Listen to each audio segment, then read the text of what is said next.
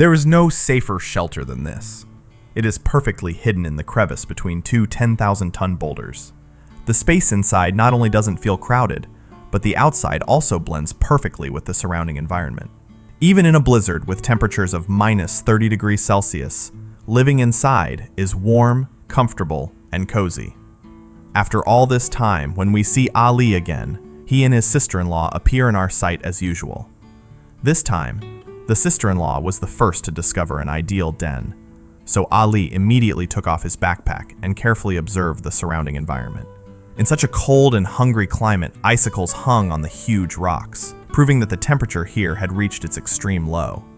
Fortunately, there were two small dead trees on top of the boulder, so there was no need to worry about heating materials. Afterward, Ali took off his winter coat so he could get to work.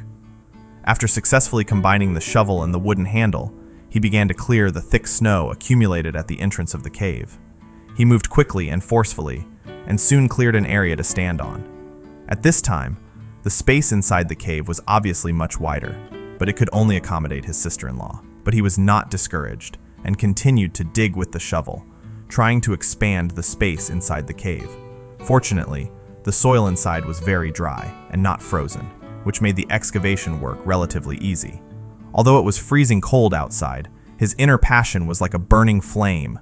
During the process, he also reserved a place for a fireplace inside.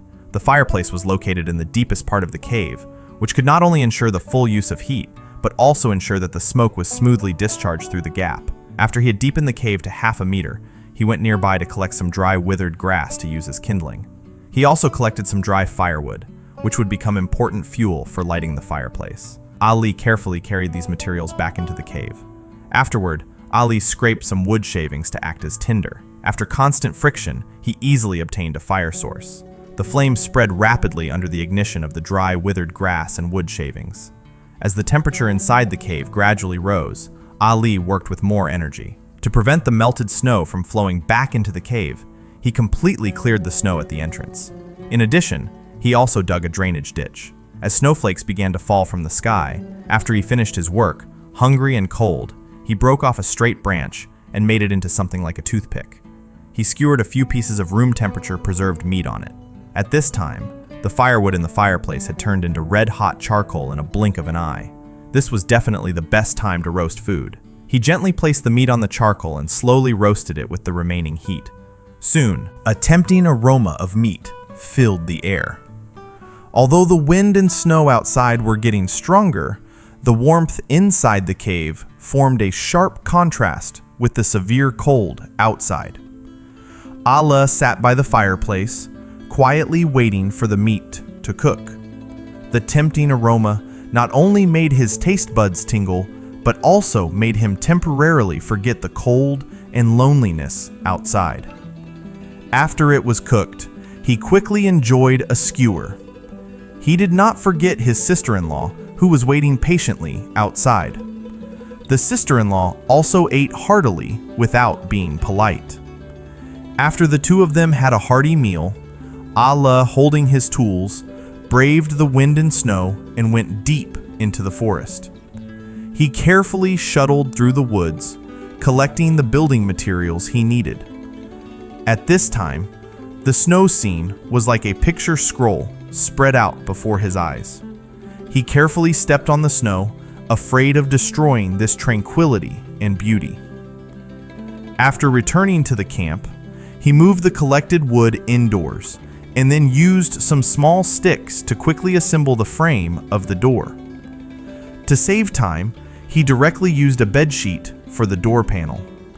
Although it was not strong enough in such bad weather, it could really play a role in keeping out the cold. As the sky outside gradually darkened, to avoid direct contact with the ground at night, Allah selected a few relatively flat pieces of wood and placed them on one side to be used as a mattress. He added enough firewood to the fireplace to ensure that the indoor temperature was sufficient to withstand the severe cold outside. In the middle of the night, the wind and snow outside did not seem to be diminishing, but became more and more intense. Allah decided to check the surrounding situation. It was a vast expanse of white, with wind and snow, and he could hardly see the road ahead. He secretly rejoiced that he had made preparations in advance. Allah and his sister-in-law returned to the room, closed the door tightly, and went to bed early. Congratulations, you've managed to tune in on time again today. If I'm not mistaken, you're probably already tucked in your bed. This is the perfect time to watch a relaxing and sleep-inducing episode of Wilderness Construction. Hurry up and grab your phone with 29% battery and quietly listen to the wild man's bedtime story for today. The winter sun penetrates the ice crystals, scattering diamond-like light on the snow. In this dreamlike scenery, a lonely traveler walks slowly. His figure is small but tenacious, like a love poem written to the wilderness. Unexpectedly, there was a huge rock hidden in this forest. It was almost completely surrounded by stones, definitely a superior place of shelter. So Cohen unfolded his shiny saw. Not far away, a few dead saplings became his target, with a few kachas firewood to make the fire bigger. Sitting alone on a rock, warmth continuously flowed over his body. This corner of the forest begins to feel like a home. Obviously, it's not time to enjoy yet. He had to build the shelter quickly, so this guy, like an enhanced version of Bald Cheng, felled small trees one by one. He dragged the whole log back to the shelter. To make room for the bed, the fire had to be moved forward. Those pieces of firewood could be arranged to become his bed. Although it was simple, sleeping on it was definitely an experience. As the sky slowly darkened, he was still wrestling with the small trees.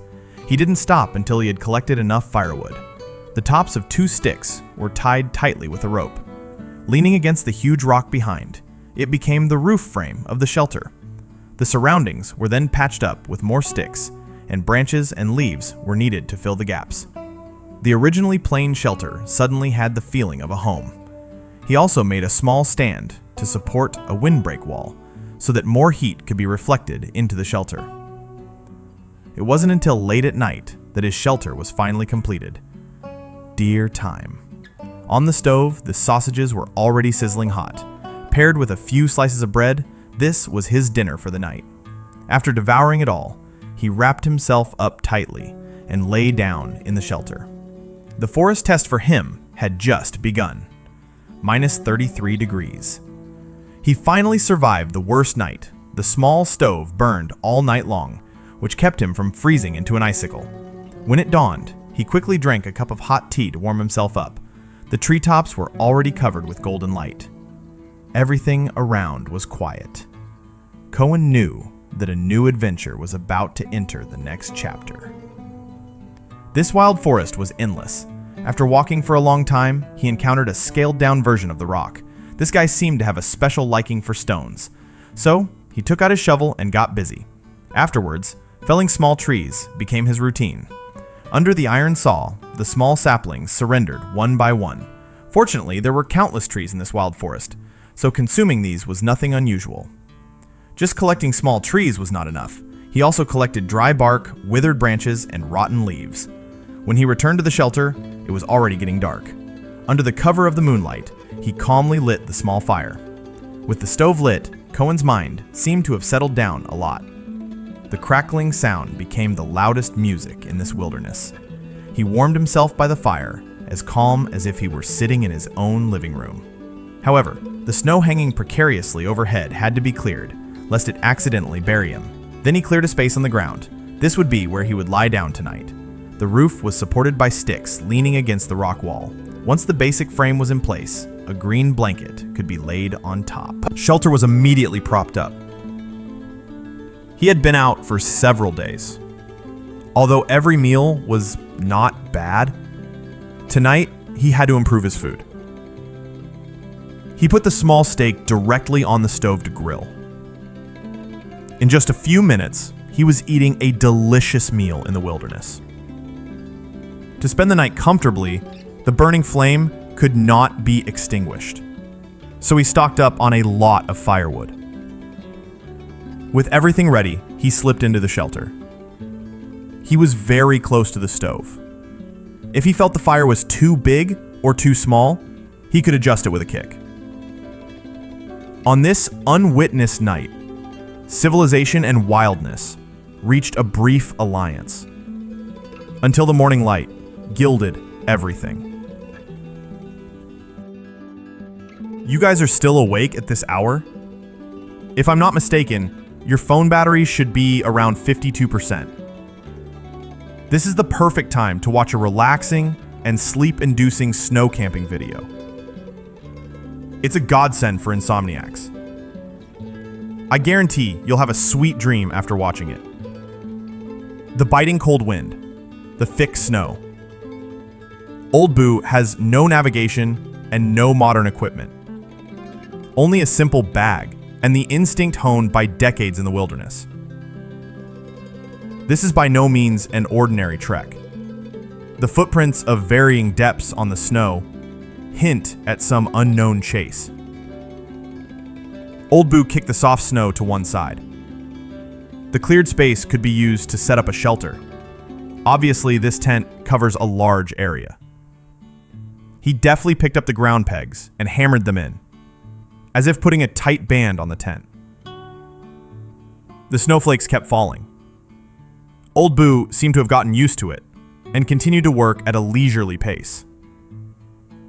The tent can't stand on its own. The key is the light and strong support pole. As long as he stood it up in the center of the tent, the whole shelter instantly took shape. But that's not all. The whistling north wind reminded him that every guy rope had to be pulled tight. The wind at night would only get stronger. The stability of the shelter had to be foolproof. After finishing these, he shook the snow off his shoulders, packed up his miscellaneous items, and was ready to move in. You can see that the space inside is quite spacious. He first laid the flame-retardant mat on one side of the entrance, as if setting up a stage for the small stove. Then, he could assemble the small stove. When the long chimney poked out of the tent, he first fixed it inside the tent, then went out to tidy up the outside. The translucent window also had to be carefully pasted. The backpack containing all his belongings was brought into the tent. The interior layout, apart from a bed, was nothing special. So Old Boo had more time to go outside and look for firewood. Night was quietly falling outside. The chimney was puffing out thick smoke like an old smoker. The whole shelter was like a warm fortress, ready to face the challenge of the cold night calmly. The next day, the snow that had been raging for days finally stopped. The world outside was as quiet as ever. Old Boo, who was already awake, knocked the snow off the surrounding area and also came out for some fresh air and a walk. The key was to collect some more saplings. After one night, the small stove had consumed all the firewood. Old Boo had to get busy early in the morning. The snowflakes that had just stopped for a while started again. At this time, he had already made the small stove burn brightly. Old Boo sat in the tent, staring at the snow scene outside the window, as if watching a play. After resting enough, he ate a few bites of food to fill his stomach. Outside the tent, the snow fell silently. Inside the tent, the stove fire crackled softly. This is perhaps the most luxurious gift of the wilderness, a kind of undisturbed loneliness, yet more reassuring than any noise. You've managed to tune in on time again today. This is immersive, extreme, cold survival. It's relaxing and sleep-inducing all in one. I guarantee you'll have a sweet dream after watching it. As usual, please put your left foot on your right foot and follow the wild man into the world of ice and snow. In the extreme north of Freljord, the snow forest never melts, all year round, and the cold wind is like a knife. Ancient legends sleep here, and now the wind rises again. A lonely figure comes on the snow. His steps are heavy but firm, as if the wheel of fate is turning at this moment. As an old hand in the wilderness, Old Goose set up his shelter tent at the first opportunity. Then he picked up his axe and aimed at a dry little tree and started chopping. With a gentle push, the dead tree fell down with a thud, as if it were drunk. It was sawn into small sections and carried back to the shelter. In this world of ice and snow, you can't do without a warm stove. Old Goo is quite practical. He took out the most common lighter and lit the firewood with a click. The long flames that shot up were like a high-end fireplace. The originally frozen body slowly regained its vitality. Next, it was time for Old Goo to show off his cooking skills. He picked up a small iron pot and put some butter in it. When the oil was hot, he put in the green vegetables. His stir-frying movements were skillful and powerful, as professional as a chef in a star-rated restaurant. Then, the meat also plopped into the pot, joining the cooking party. In a short while, the aroma filled the air. Others in the wilderness are hungry for 3 days out of 9. But Old Goo not only wants to eat his fill, but also wants to eat well. The steps of this dish alone look complicated.